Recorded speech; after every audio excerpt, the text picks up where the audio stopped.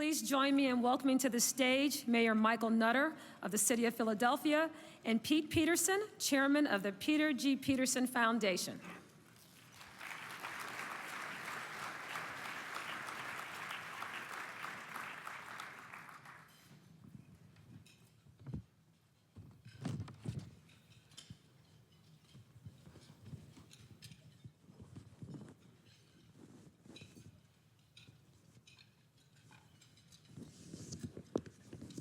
Thanks for joining me this afternoon, and welcome to Chicago. And as I said to our audience, I hope you guys are spending lots of money here in my town.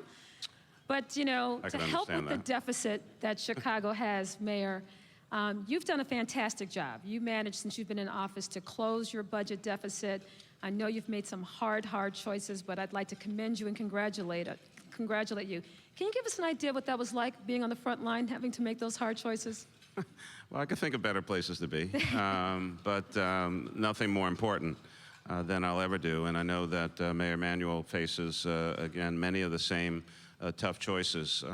We have to produce 5-year financial plans. We have a fiscal oversight entity, and over about a year or so period of time, faced a $2.5 billion 5-year plan deficit.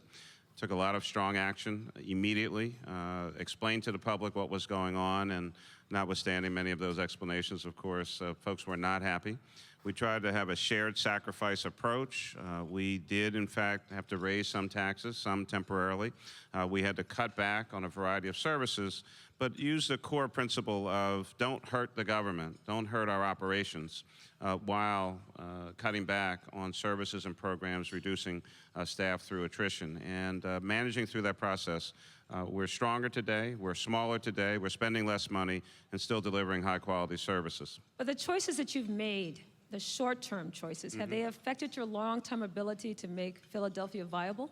Well, that was the centerpiece of it all. It was about what are our core services, what do we have to do, and even in shrinking the government, make sure that you don't damage our ability to come out of this recession. And at the time, we didn't know when it was going to end. But every department and agency had to take a cut in those areas, even in public safety. We didn't reduce the number of police officers or firefighters, no layoffs in those areas. Cutbacks in overtime, we had to cut back on the number of classes that we had. I started with an announcement which, as you can imagine, my wife was not particularly happy about, which was to cut my salary and my chief of staff and every top-level person in the government. Everyone took pay cuts, everyone had furlough days. We had to show the public that we were very serious and committed to reducing and closing these gaps, while at the same time allowing the city to grow and prosper, and we've been able to do that. Well, congratulations on all that you've done. Mr. Peterson, tell us about your passion for helping not only local governments, but federal governments as well, tackle this amazing problem. Well, it's interesting. My critics refer to it as an obsession. And my friends say it's a passion, so I appreciate that friendly no problem. Environment. I've set up this foundation with most of my resources and all of myself to focus on the long-term debt, which I think is the primary threat to our economic future. And I believe these long-term debts, by any definition, are totally unsustainable. And I was in the Nixon administration, and some of the Democrats here will have trouble believing this, but we had a humorist in the Nixon administration named Herb Stein. And he used to say, if something's unsustainable, it tends to stop. Or he said, if you don't like that one, if your horse is dying, I suggest you dismount. Well, we better start dismounting this horse, let me tell you. As to why I have passion, a lot of it is personal. I'm the luckiest American dreamer in the world. My parents were poor Greek immigrants. They came to America with a few pennies in their pockets, not a word of English, and third-grade educations. And they had one dream, that their sons would do better than they did. And Lord knows we did, but because of the investments they made in us. So there's a critical relationship, in my opinion, between restoring the American dream and the long-term debt. Now, many Americans feel that maybe it isn't going to be there for them, but maybe it's a long-term, distant possibility. Trust me, there are already evidences, melancholy, that there are symptoms of a vanishing American dream. I just give you two statistics. From 1954 to 1975, real income after inflation grew about 50%. Since 1975, it's hardly grown at all, which is a rejection, really, of the American dream. Now, what's the connection? Well, the connection is it takes investment to grow. And we're all very good at saying we ought to invest more in math and science and skill training and research and development and modern infrastructure. But let me tell you something about what happens if we leave the debts alone. Interest costs zoom to where there are 3 or 4 times the total federal investment in all of these areas. So this results in 2 kinds of crises.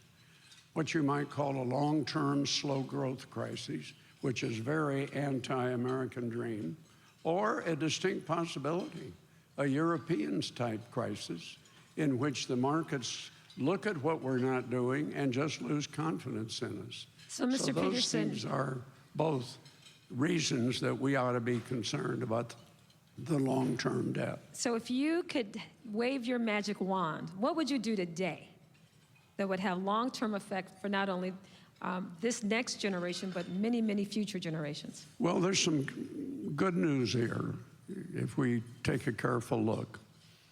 If you look at something like Simpson-Bowles, which was the Presidential Commission, what they illustrate is if you start soon, the sacrifices that we're going to have to make are reasonable, particularly if they're fairly shared, and fat cats like me take their full share.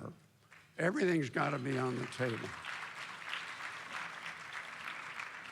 Mr. Mayor. Incidentally, one reason I refer to him as Mr. Mayor, I told him earlier his compensation is so low he needs psychic income. So I want to... Thank you. Well, Mr. Mayor, we appreciate that you're leading by example. But tell us about what's next. So you've managed to close this huge deficit. Let me pull out my crystal ball. Things are looking bleak, as Mr. Peterson said. What if we're actually heading back down the wrong road? What have you done today to prepare you for the next hiccup?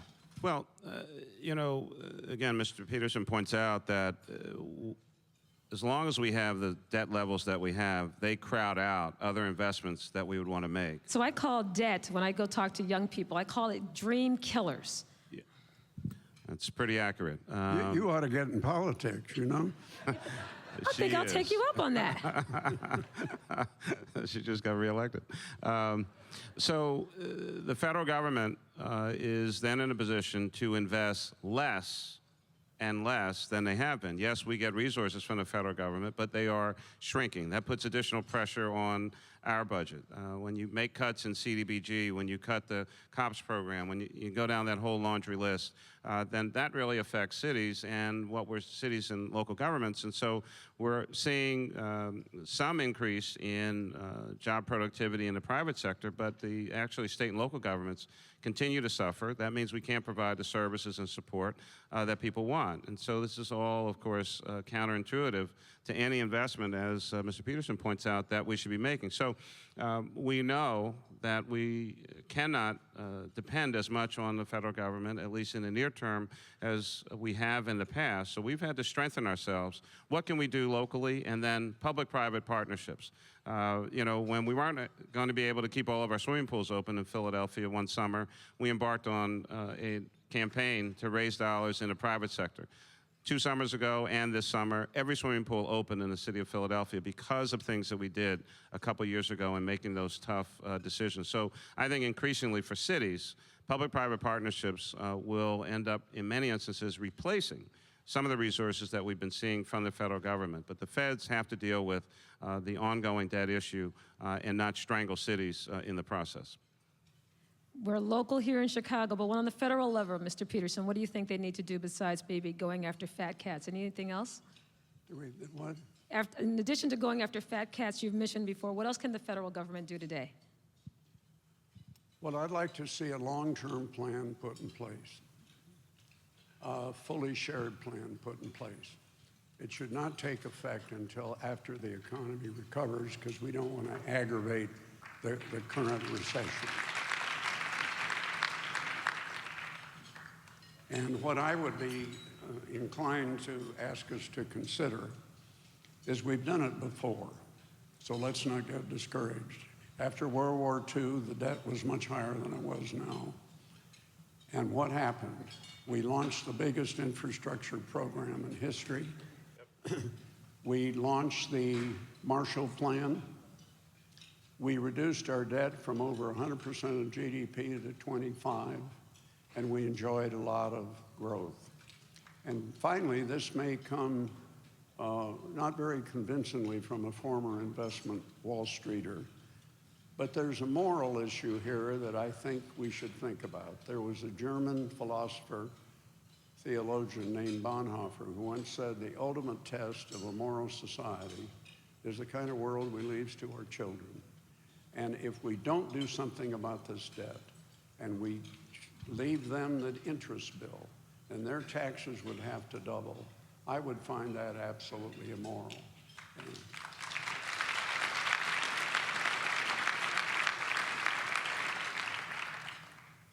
Mr. Mayor, Mayor Emanuel yesterday spoke about the infrastructure fund that we have here in Chicago. What are you doing about infrastructure financing in Philadelphia? I'm looking forward to the conversation later on this afternoon. I know a number of mayors are here at CGI, and there's a lot of interest in this rather bold idea that Mayor Emanuel has put forward. Again, we look to not only our state, but our federal government as well. We've benefited from, Tiger grants and other programs and services, but again, we're concerned as to any level of real dependence in that regard. So we find increasingly putting capital dollars aside that we can support, which in some instances is also running up our debt, but we have to invest. Bridges, roads, infrastructure, critically important to commercial activity, putting people to work. Obviously, on the political side, trying to get many of members of Congress, primarily Republican, to understand that Ds, Rs, independents, and everyone else use infrastructure. They have to get to work. They have to move goods and services around. And that this should not be a partisan issue. This is an American issue about putting more Americans back to work, and let's stop some of the nonsense that goes on in Washington, D.C. Mr. Peterson, in our last few seconds here that we have, any final closing thoughts about deficits? Well, I think President Clinton represents the best of what I would hope we'd have more of. The old-fashioned ability to make reasonable compromises, because we seem to have lost that art.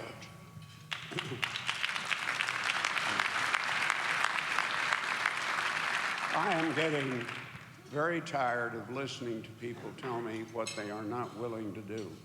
You can't touch defense, you can't raise revenues, you can't touch Social Security, you can't touch Medicare, and on and on. We don't need any more Dr. No's, in Washington. We need people who know how to make effective compromises. And on that note, please join me in thanking Mayor Nutter and Mr. Peterson for their wonderful thoughts. Thank you very much.